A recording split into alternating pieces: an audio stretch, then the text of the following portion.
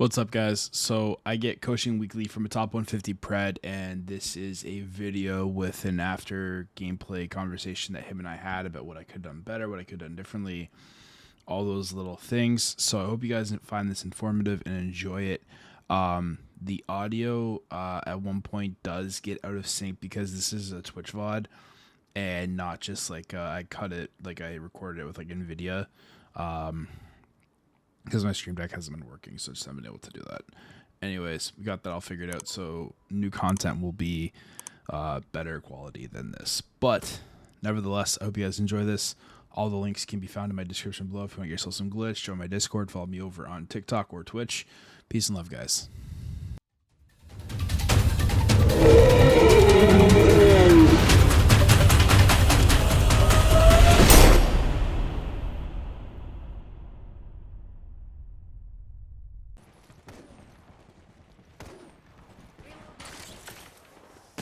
Let's fucking get in there, boys. We're already inside.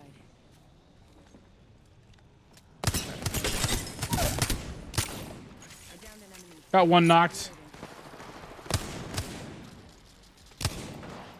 Your ass makes a better door than it does a window.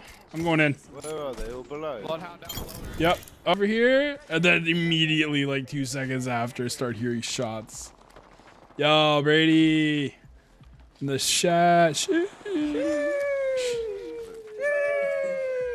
Oh, he wants to smoke. Enemy down. Punk bitch. Killed an enemy.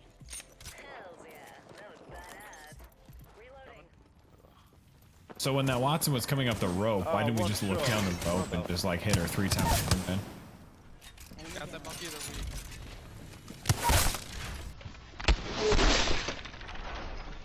Hey man, how's your face? Oh, it's completely off your body? That's cool. Fuck off. Another enemy down. Somebody clip that! That was awesome. The hip fire over the shield. No scope. Oh. That was dirty. Will do. On to the next one, boys. I've got 5 kills that I'm sure I didn't totally earn. I got a Revenant on me.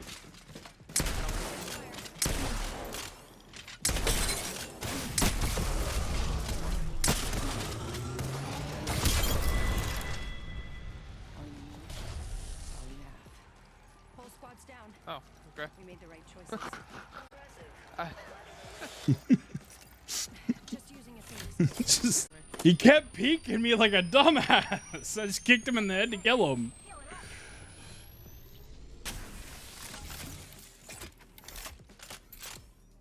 Just gonna. Toxic monkey. Okay, all right. I'm done showboating. They fight prowlers. They're on the other side of the wall. Yeah. I'm looking at them. They're over here. They're like over here somewhere. Over there. Got people on my right. Fall back. Cracked him. White shield on. Oh shit. What do you don't need to ult out. Need to recharge. I'm just healing up Jeff. Yeah, he's got one more here with him.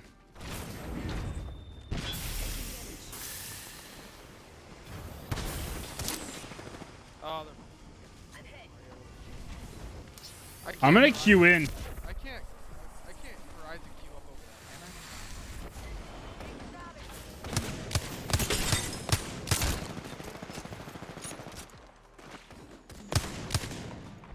What is this controller tracking?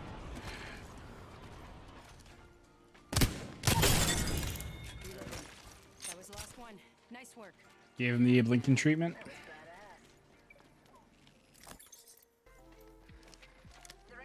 Yo, Kyle, what's poppin'? Frag out. Doing coaching.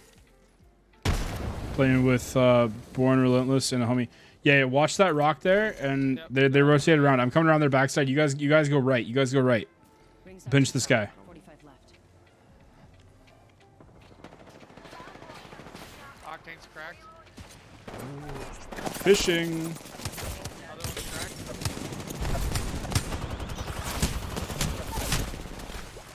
I screwed up. I screwed up huge. Good knocks. Good knocks. Let's talk about what we could have done better right there, though. Not throwing a grenade like a dum-dum. Well, the grenade, I mean, so like, And I let's boil fell it down to off. its basics. So yeah, basically, it started with our positioning. We have a wingman. We're on their backside.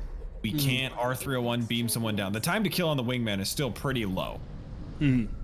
Like, but it's not super fast. So what we have to do is we have to think about how we're going to approach it. If Jeff and Bourne go in super hard there, we have a wonderful pick-off opportunity. But right there, our goal is to make them scared to come back. Right? So this is what we're going to go talk about again, is looking at our loadout.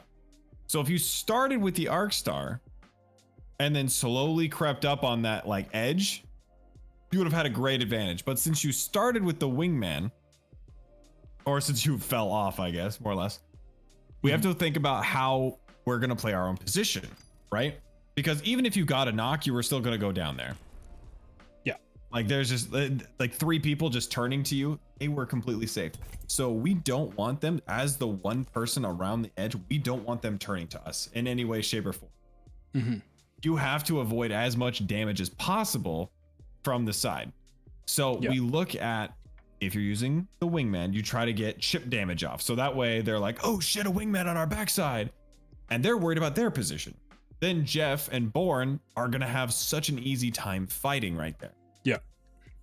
But if Jeff and Bourne are fucking them up and making them come back, we have to worry about finishing. So obviously, since you're in a 3-stack, you just listen for the comms. You stay quiet as the one that is solo pushing, because they need to be able to differentiate between the footsteps of their teammate, the pushes, the abilities, everything. You have the idea and the understanding where everyone is in that situation. So what I would have done in that situation is I wouldn't even throw in the Arc Star, just like you said, because it's you're already controlling their movement. You don't need to do that. Now, if they'd gotten hidden behind a rock, that's when you throw the grenade, right? Because they still had that rock as that cover to their left, right? Yeah. So that's when you're just shooting. That's when you're just like shooting fish in a barrel, because they're looking at the other people. Obviously, you hit 2 good shots. There was like a 78 and a 45. Yeah. And we literally did nothing else. So let's think about how we could have done it better, right? Because I lost my element of surprise there. Exactly. So this is where those head glitches come back into play, right? It all comes back down to aim, movement, and positioning and game sense.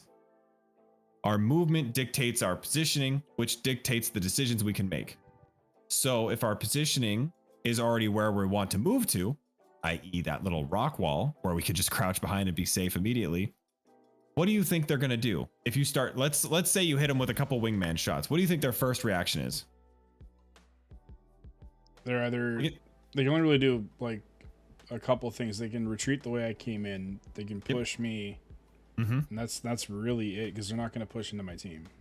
Exactly. So when you get a couple of hits as Wraith, the best part about that is throw a grenade queue out that you see all 3 pushing you. And if you stay up on that ridge, you then have the time, because your team's pushing in. So if they climb after you, Jeff's got free beams, Bourne's got free beams. And if they push after you, you can easily just go hide behind a rock. So then that you just kite them into more choking.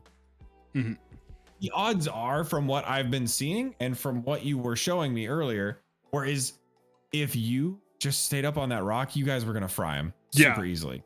So like, because like, you know, if I was worried, just like we were talking about earlier, if it was early monkey, I would have said, I would have thrown a grenade. I would have stayed back, because your shots have developed. You've been in the firing range. You've been testing yourself. So right there, all you had to do was take a couple shots, head peek, take a couple shots, maybe throw a grenade to control movement if they start pushing you. But even if they climb up, then you get free shots on the climbers. Or you could back up into the tunnel and they have to go through that choke point. Just pull out the PK and just 2-tap somebody climbing up. Like. Exactly. So that's the type of hypothetical you should be looking for. Remember how we always say we're looking for something a little bit deeper than a 4th grade answer, right? Mm-hmm. Fourth grade answers. Me falling off and throwing the grenade, like I think more so throwing the grenade than just falling off was more detrimental. Because like I 2-tapped the Vangler, but me not being able to get that 3rd shot and put her down, that's what screwed me. Yep. And how much time do you think it took to throw an arc star and try to queue out? Way longer than just doing what I should have done. Exactly. And that's the level of introspection you should be looking to achieve, right? Mm-hmm. So you think to yourself, okay, how long did it take to do the incorrect play? Took about 3 seconds. 1.5 for the Wraith, 1.5 to pull out the arc star and throw it. So about 3 seconds. How many shots of Wingman can I get off in 3 seconds? Could probably put at least 4. Exactly. So at least, right? And so at that point, if you're shooting back, I want you to think real quick to yourself. If you're shooting out a Wraith, how easy is it to tell she's queuing? Or I'm sorry, using her tactical. If they stop shooting at you, you hear the sound.